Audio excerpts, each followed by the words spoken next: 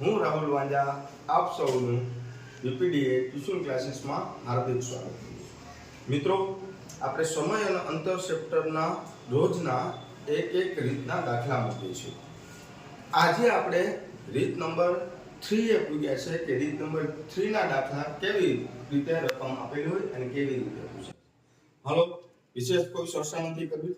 આપણે જોઈએ છે કેવી રીતે દાખલા જલ્દીથી સોલ્વ કરી શકાય. મિત્રો, શું કીધું છે કે જીગો 66 કિલોમીટર પ્રતિ કલાકની ઝડપે સ્કૂટર ચલાવી કોઈ સ્થળે પહોંચે છે. ત્યાંથી તે સાયકલ ચલાવી 16 કિલોમીટર પ્રતિ કલાકની ઝડપે પાછો ફરે છે. એટલે રકમમાં એવું કીધું છે કે પહેલા કોઈ એક જગ્યાએથી એ અન્ય સ્થળે જાય છે અને એ સ્થળેથી પાછો આવે છે. એટલે આવક અને જાવક બંને કરે છે. તો આપણે આવક અને જાવક માટે આપણે સરેરાશ ઝડપ શોધવાની છે. તો સરેરાશ ઝડપનું સૂત્ર છે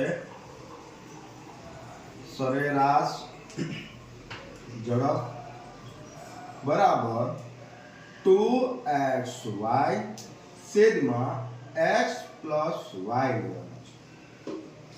x એટલે શું? તો કે x એટલે જવાની ઝડપ, x એટલે જવાની ઝડપ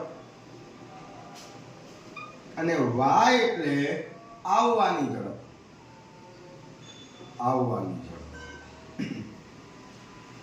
ચલો તો જોઈએ રકમ આપણે.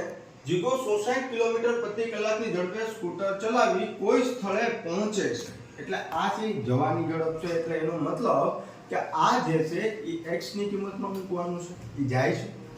ત્યાંથી તે સાયકલ ચલાવી 16 કિલોમીટર પ્રતિ કલાકની ઝડપે પાછો ફરે છે. એનો મતલબ કે આ છે y. બસ મિત્રો, સૂત્રમાં ખાલી કિંમત મૂકવાની છે. મૂકીએ આપણે. તો 2m9 ગુણ્યા x એટલે કોણ છે? તો કે 66 છે. ગુણ્યા y કોણ છે? તો કે y એટલે 16 કિલોમીટર પ્રતિ કલાક છે. છેદમાં ફરીથી x તો 66 અહીંયા પ્લસ છે એટલે અહીંયા પ્લસ અને y કેટલા છે? તો કે 16 છે. ખાલી છેદ ઉડાડવાના છે મિત્રો.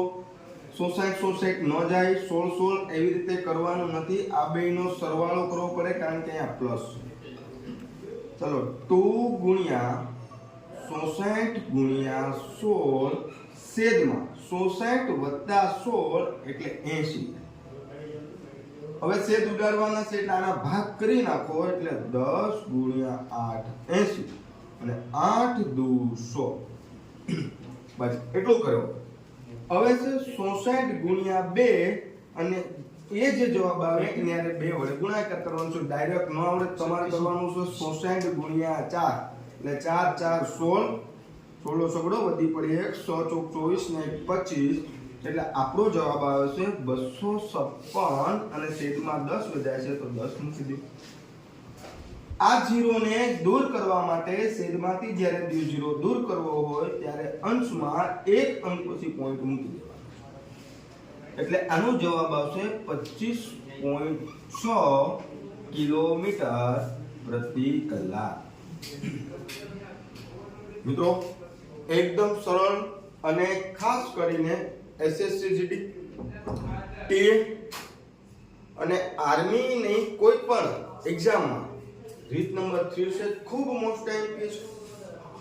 જો તમને મારો વિડિયો પસંદ આવ્યો હોય તો લાઈક, શેર અને સબસ્ક્રાઇબ કરજો અને કોમેન્ટ બોક્સ ઉપર જરૂરથી તમારો અભિપ્રાય મૂકજો. ચલો મળીએ આવતા લેક્ચરમાં. ત્યાં સુધી મને રજા આપો. જય હિન્દ, જય ભારત.